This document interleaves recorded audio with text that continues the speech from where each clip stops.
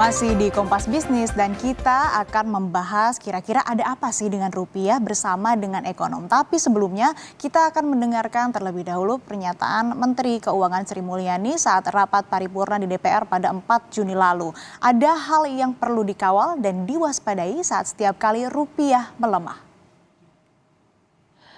Dengan adanya biaya bagi negara-negara maju meningkatkan suku bunga melalui kebijakan higher for longer, menciptakan capital outflow dan menciptakan tekanan pada nilai tukar. Hal ini menciptakan risiko imported inflation yang harus terus diantisipasi dan dikoordinasikan antara pemerintah dan bank sentral.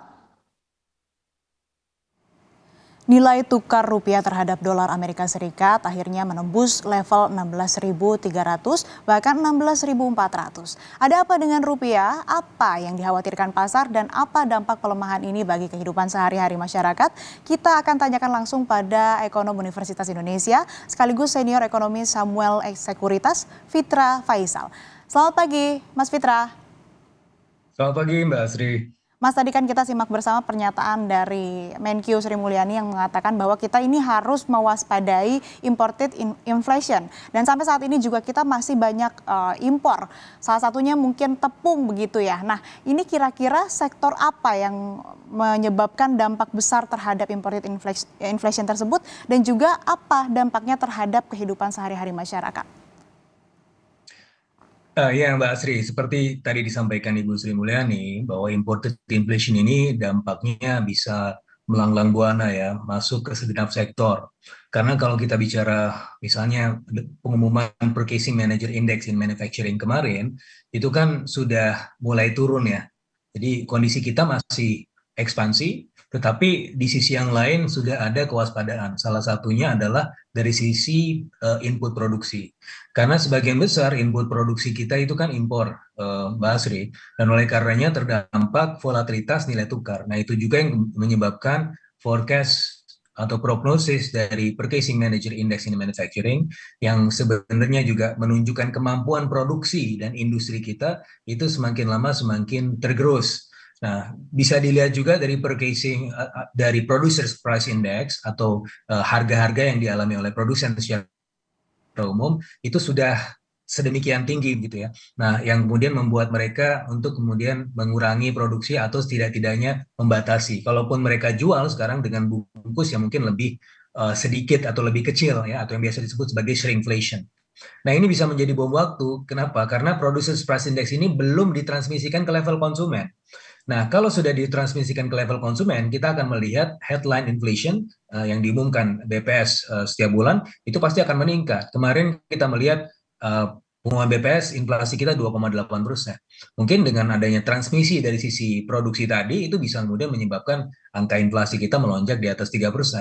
Nah, sektor-sektor yang paling banyak ya terdampak, yaitu terutama kalau kita lihat dari fast mover consumer goods, itu terutama yang impor terigu. Kita juga melihat bagaimana sektor-sektor lain ya, terutama dalam hal ini misalnya industri mobil yang juga kebanyakan komponennya juga dari impor dan seterusnya. Ini terus-menerus menggerus ya margin dari perusahaan-perusahaan tersebut, gitu Mbak Asri. Kan sejauh ini juga kita ketahui kebijakan Bank Sentral Amerika Serikat atau The Fed ini high for longer, artinya belum akan melakukan penurunan dalam jangka waktu yang panjang begitu.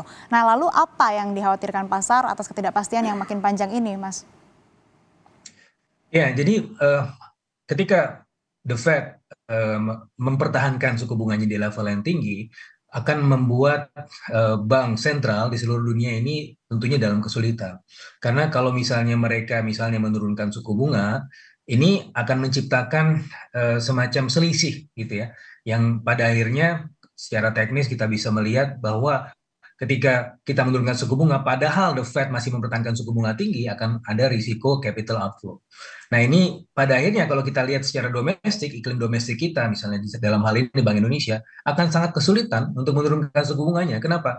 Karena ya dengan kemarin naik suku bunga 25 basis poin saja belum mampu untuk membantu rupiah kita berada di level 15 ribuan. Apalagi dengan higher for longer stance dari the Fed ini pastinya akan semakin membuat Bank Indonesia kesulitan untuk setidak-tidaknya menurunkan suku bunga ya. Bahkan yang ada kemungkinan ke depannya adalah menaikkan suku bunganya beberapa kali lagi ya dengan kecenderungan terkini.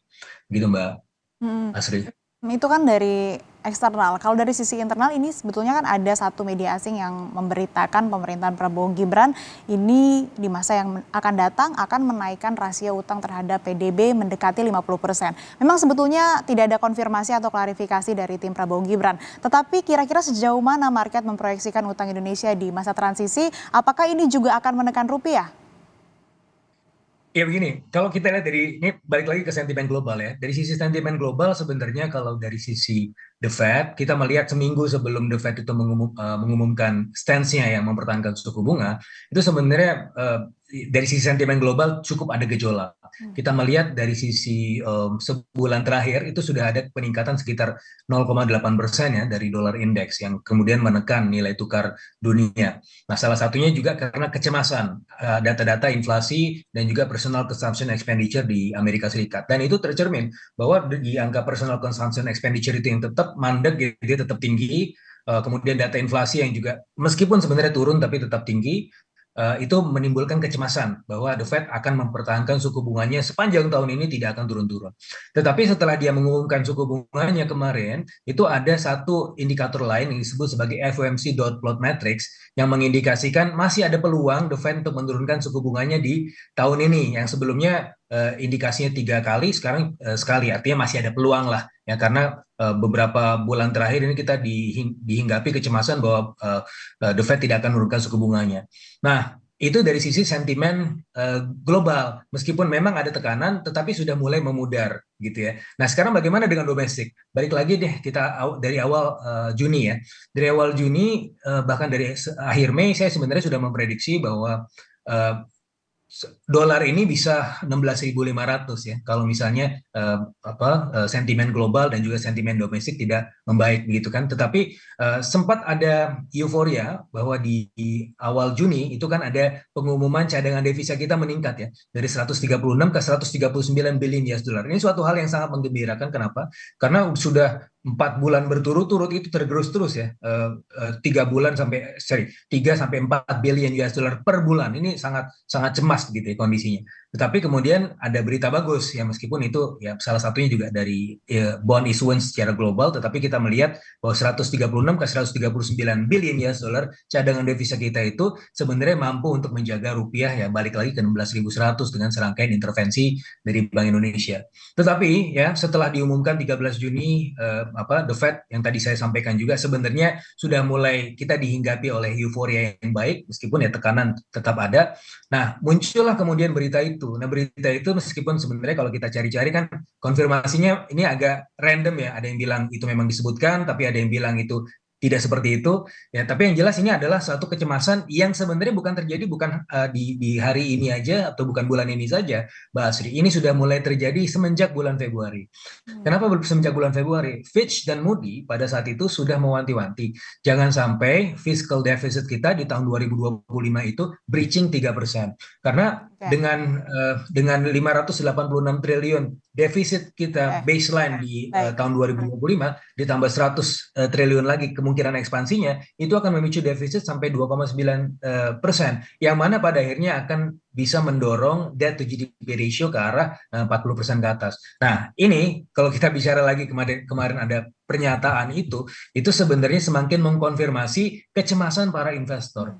Dan ini kondisinya sangat menekan rupiah. Nah, oleh karena saya rasa ini kan ada, iya kalau kita bicara prinsip komunikasi publik, ini seharusnya semuanya satu pintu ya. Siapa yang harus dipercaya itu harus ada satu titik referensi dan figur yang otoritatif supaya apa? Supaya market tidak cemas dan kemudian tidak gundah gulana gitu. Oke, terakhir singkat saja, Mas, sampai akhir Juni ini kira-kira rupiah akan bergerak di level berapa? Dan kira-kira Bank Indonesia ini akan melakukan intervensi pasar nggak sih? Ya, kalau kita lihat dari pergerakannya selama masa liburan ini kan sebenarnya tidak diperdagangkan ya, tapi ada satu acuan domestic non-deliverable forward, itu indikasi-indikasinya sebenarnya indikasi yang mulai menguat karena memang sudah ada bantahan dari timnya Pak Prabowo. Nah, bagaimana rupiah di bulan ini? Sebenarnya kita punya keyakinan di awal bahwa rupiah ini bisa masuk lagi ke level 16.100. Tetapi dengan adanya beberapa pernyataan-pernyataan random yang sebenarnya tentunya kalau kita lihat dari sisi pernyataan tim Prabowo mungkin bukan ke situ arahnya, tetapi itu dimaknai market bahwa ini semakin menjustifikasi adanya pelebaran fiskal dan juga rentang debt to GDP ratio di masa mendatang. Nah, oleh karenanya saya rasa ini perlu ada satu poin referensi khusus bagaimana yang saya sampaikan tadi. Hmm. Sampai berapa? Apakah kemudian Bank Indonesia terpaksa menaikkan suku bunganya? Ya dengan kondisi seperti ini kayaknya harus naik, Mbak, 25 basis point minimal. Oke, baik. Terima kasih Ekonom Universitas Indonesia sekaligus senior ekonomi Samuel Sekuritas, Fitra Faisal. Sehat selalu, Mas. Sama-sama, Mbak.